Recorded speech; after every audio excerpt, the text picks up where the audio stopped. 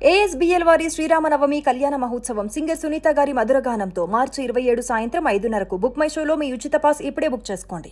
గత 3-4 రోజులుగా బంగారం డౌన్ ట్రెండ్ చూపిస్తుంది. ఊహించిన విధంగా దాదాపు 10,000 రూపాయల వరకు డౌన్ఫాల్ జరగడం, ఇంకా కరెక్షన్ వచ్చే అవకాశం ఉందనేటువంటి ప్రచారం జోరుగా సాగుతుంది.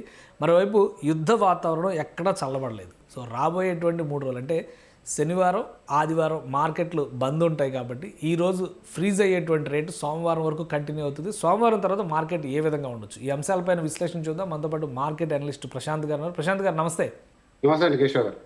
ప్రశాంత్ గారు, అసలు ఊహించలేదు ఇంత చేంజ్ వస్తుంది అని చెప్పని. దాదాపు 10,000 లాస్ట్ 4-5 డేస్ చూస్తే కనుక. సో ఇప్పుడు గోల్డ్ ప్రైస్ పరిస్థితి ఏంటి? సాటర్డే కాబట్టి మార్కెట్ క్లోజ్ అయ్యేటువంటి టైంలో ఎలాంటి కరెక్షన్స్ వస్తాయి అనేటువంటి అభిప్రాయాలు ఉన్నాయి అందరికీ. ఏం చెప్తారు? ఇది ఒక యూనిక్ సిచ్యువేషన్ అండి. ఎందుకంటే ప్రపంచంలో ఎప్పుడైనా సరే ఒక యుద్ధ వాతావరణం ప్రపంచంలో అనిశ్చితున్నప్పుడు బంగారానికి రెక్కలు వస్తాయి. అది గత గత 100 ఏళ్ల చరిత్ర. కానీ అదేంటి, ప్రపంచం మొత్తం యుద్ధంతో, ఒకవైపు యుక్రెయిన్ రష్యా వారు, ఒకవైపు ఇజ్రాయెల్ అమెరికా ఇంటెన్స్ వార్ చేస్తుంది ఇరాన్ తోటి, ఎనర్జీ క్రైసిస్, ఇన్ఫ్లేషన్ ఇంత జరుగుతున్నా కూడా బంగారం అంటే అంతకంత పడిపోతూ వస్తుందని చాలా మంది కూడా కండ్రెప్పలు ఎగరేసి మరి అడిగారు. నాకు కూడా పర్సనల్ గా చాలా మంది కాల్ చేశారు. అంటే వెరీ సింపుల్ అండి. ఇన్ఫ్లేషన్ పెరుగుతున్నప్పుడు ఏ దేశమైనా సరే వాళ్ళ యొక్క వడ్డీ రేట్లు తగ్గించలేరు. వడ్డీ రేట్లు తగ్గిస్తే ఆటోమేటికల్ గా more money in the market. More money అంటే ఇన్ఫ్లేషన్ హై అవుతుంది ఇంకా. సో కాబట్టి అమెరికా ఏదైతే ఫెడ్ రేట్స్ ని తగ్గించాలనుకున్న నిర్ణయాన్ని వాయిదా వేసింది. సో అమెరికా బాండ్ లో ఇన్వెస్ట్ చేసిన వాళ్ళకి డెఫినెట్ గా మంచి రిటర్న్స్ వస్తున్నాయి. అమెరికా ఫెడ్ రేట్స్ తగ్గించినప్పుడు డెఫినెట్ గా ఆ మనీ తీసుకొచ్చి ఇంకో చోట పెడతారు. Gold was the next best currency. Very simple fund అండి. సో అది ఇప్పుడున్న పరిస్థితుల్లో ఫెడ్ రేట్స్ తగ్గించరు కాబట్టి డాలర్ అంతకంతకు బలపడుతూ వస్తుంది. డాలర్ ఇండెక్స్ ప్రైస్ చూసినా కూడా, మన ఇండియా యొక్క డాలర్ ప్రైస్ చూసినా కూడా డాలర్ అనేది షైనింగ్ ఉంది. సో డాలర్ షైనింగ్ ఉన్నప్పుడు ఇన్వెస్టర్స్ అందరూ కూడా డాలర్ యొక్క ఈల్డ్, ఎందుకంటే గోల్డ్ మీద ఇంట్రెస్ట్ రాదు. మీరు 1 కిలో గోల్డ్ కొని తెచ్చిపెట్టుకున్నారంటే దాని ప్రైస్ పెరిగితే పెరగాలి.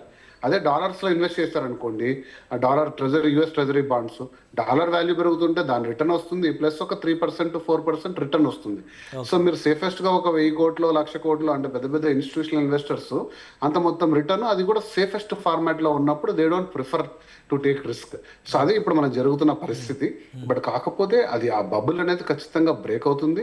అది బ్రేక్ అయిన రోజు తిరిగి అనిశ్చిత వాతావరణంలో తిరిగి మరి గోల్డ్ వైపే వస్తుంది. కాబట్టి ఈ ఏదైతే ఉందో, ఈ షార్ట్ పీరియడ్ ఏదైతే ఉందో గోల్డ్, అది డెఫినెట్గా మీరు ఇన్వెస్టర్స్గా లేదా లాంగ్ టర్మ్ హొరైజన్లో మీరు ఇన్వెస్ట్మెంట్ చేస్తుంటే అది ఒక మంచి తరుణంగానే చూడాలి.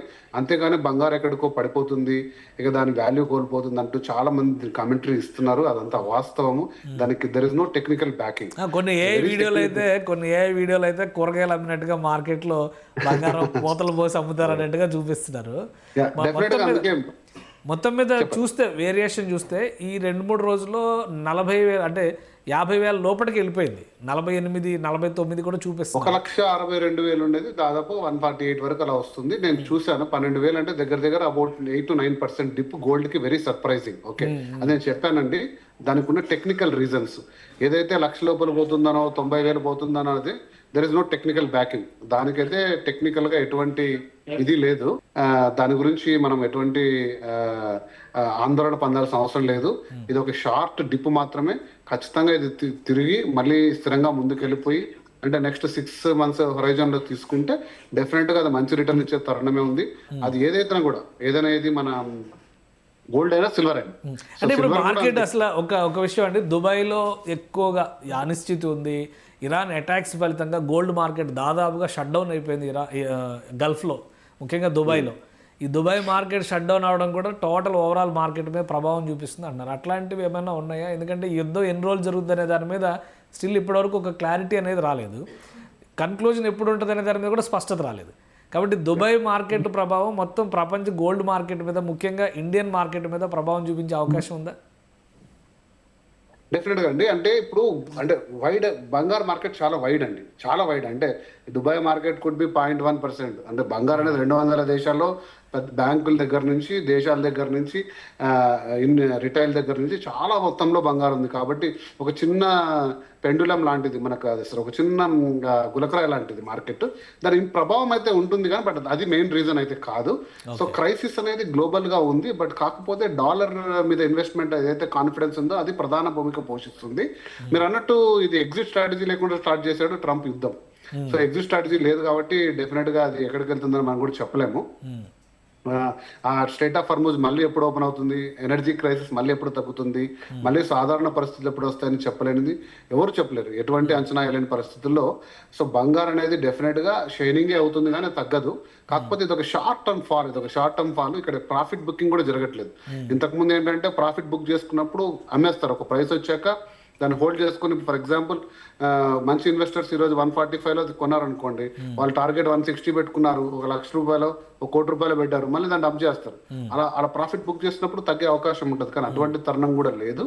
సో ఇది డెఫినెట్ గా ఇప్పుడు ఇండియన్ మార్కెట్ లో కూడా ఆర్నమెంట్ గోల్డ్ మాత్రమే అమ్ముతున్నారు. ఏదైనా ఇన్వెస్ట్మెంట్ పర్పస్ లో బిస్కెట్స్ కానీ కాయిన్స్ కానీ అడిగితే అసలు సేల్స్ లేవని చెప్తున్నారు అంటున్నారు, నిజమేనా? అది నిజం కాదండి. మీకు స్టిల్ బ్యాంక్స్ లో వెళ్ళినా, ఐసిఐసి బ్యాంక్ లో వెళ్ళినా, హెచ్డిఎఫ్సి వెళ్ళినా, మలబార్ ఖజానాలో, ఎందుకంటే ఒక 2 weeks బ్యాకే 10 grams పర్చేస్ చేసాం పర్సనల్ గా వేరే ఫ్రెండ్ గురించి. సో అదేమి అవాస్తవం, అంత డిమాండ్ సప్లై ఏం లేదు. 24 carats కి స్టిల్ ఉంది. ఎక్కడ పడితే అక్కడ కొనద్దండి, దాని కూడా హాల్ మార్క్ ఉంది. అది వెళ్ళి కూడా చూసుకొని మీరు దాన్ని ఎక్స్చేంజ్ చేసుకుంటే 100% వాల్యూ ఉండాలి ఎప్పుడు. అంటే బిస్కెట్స్ ఎందుకు కొంటామండి? 100%, నాట్ ఈవెన్ 99.9%, 0.1% కూడా తేడా ఉండకూడదు ఎప్పుడు కొన్నా మనం, ఎప్పుడమ్మినా మార్కెట్ లో. సో అటువంటివన్నీ కూడా ఫేక్ ప్రచారాలు. డెఫినెట్ గా ఫేర్ గోల్డ్ కి అంటే వైట్ గా మీరు ఒక మనీని డిక్లేర్ చేసి మీ పాన్ కార్డ్ తో కొనే పరిస్థితులు ఉన్న రోజుల్లో gold is very much available. అటువంటి పానిక్ సిచ్యువేషన్స్ అయితే ఏం లేవండి. రైట్. సిల్వర్ పరిస్థితి ఏంటి సార్? సిల్వర్ కూడా డౌన్ ట్రెండ్ లోకి వచ్చింది కదా ఈ 2-3 రోజుల్లో. సిమిలర్ గా ఉందండి. సిల్వర్ ఆబ్జెక్టివ్స్ సిమిలర్ గా ఉన్నాయి. గోల్డ్ సిల్వర్ ఆబ్జెక్టివ్స్, ఇప్పుడున్న ఇన్వెస్టర్స్ ఆబ్జెక్టివ్స్ వెరీ సిమిలర్ గా ఉన్నాయి. అంటే షార్ట్ స్పాన్ లో ఎక్కువ హై ఈల్డ్ కోసం ఇన్వెస్ట్ చేస్తున్నారు కాబట్టి ఆ ప్రైసెస్ మనం రైస్ చూసాం. కాన్స్టాంట్ గా పెరగాల్సిన సిల్వర్, గోల్డ్ ఒక్కసారిగా స్టీప్ గా పెరిగాయి, మళ్ళీ ఒక స్టీప్ గా పడిపోయింది. సిల్వర్ మార్కెట్ చాలా చిన్నది, మీరు అన్నారు చూసారా, దుబాయ్ లో వాతావరణం వల్ల ఏదైనా పెండులం స్వింగ్ అయితే సిల్వర్ పడిపోతాయి. ఎందుకంటే silver market is very very very tiny. Gold market ఎంత ఉంటే సిల్వర్ మార్కెట్ ఇంతదే, చిన్న మార్కెట్. కాబట్టి any small change big aberrations ఉంటాయి. అందుకే మనం చూస్తాం 4,20,000 నుంచి ఒక్కసారిగా 3 లక్షలకు పడిపోయింది. బట్ లాంగ్ రన్ లో this metal is also will shine. ఎందుకంటే ఇండస్ట్రీ అవసరాలు చాలా ఉన్నాయి.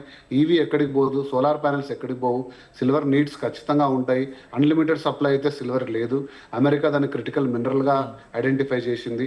సో బిజినెస్ పర్స్పెక్టివ్ గా మీరు ఎప్పుడు లాంగ్ టర్మ్ హొరైజన్ లో ఈ 2 మెటల్స్ ని చూసుకుంటే డెఫినెట్ గా దే ఆర్ గోయింగ్ టు మీకు ఖచ్చితంగా రిటర్న్స్ ఇచ్చేటివి ఉన్నాయి. ఇటువంటి తరుణంలో మీరు కొంచెం కొనుక్కునే అవకాశాలు కూడా ఉండొచ్చు. ఇప్పుడు మీరు కొనుక్కుంటే బెటర్ అంటారా, లేదా ఇంకా వెయిట్ చేయొచ్చు?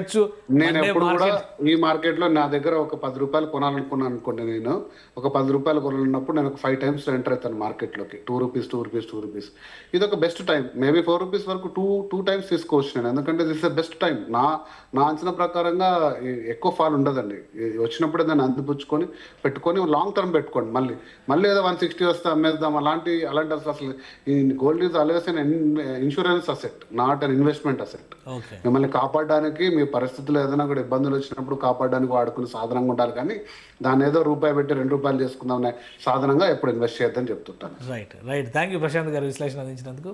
ఇది మార్కెట్లో జరుగుతున్నటువంటి పరిణామాలు. గత 2-3 రోజులుగా గోల్డ్ స్టీప్ డౌన్ అవడానికి ప్రధానమైన కారణం అంటారు. అయితే రాబోయేటువంటి మరొక 2-3 రోజుల్లోనే ఈ కరెక్షన్ మళ్ళీ పెరిగేటువంటి అవకాశం ఉంది. అంటే గోల్డ్ రేట్లు యథావిధిగా షైన్ అయ్యేటువంటి ఛాన్సెస్ ఎక్కువగా ఉన్నాయి. సిల్వర్ కూడా దానికి ప్యారలల్గానే ముందుకు కొనసాగుతుందని చెప్పి ప్రశాంత్ గారు విశ్లేషిస్తున్నారు. ప్రస్తుతానికి డాలర్ బలపడుతున్నటువంటి విధానం, ఫెడ్ రేట్స్లో కరెక్షన్ చేయకపోవడం, ఈ రెండింటి వల్లనే గోల్డ్ యుద్ధం జరుగుతున్నా కానీ డౌన్ అవుతున్నటువంటి పరిస్థితి ఉంది. కాబట్టి ఇది రైట్ టైం టు బై అని సజెస్ట్ చేస్తున్నారు. ఇది స్పెషల్ డిస్కషన్. Keep watching.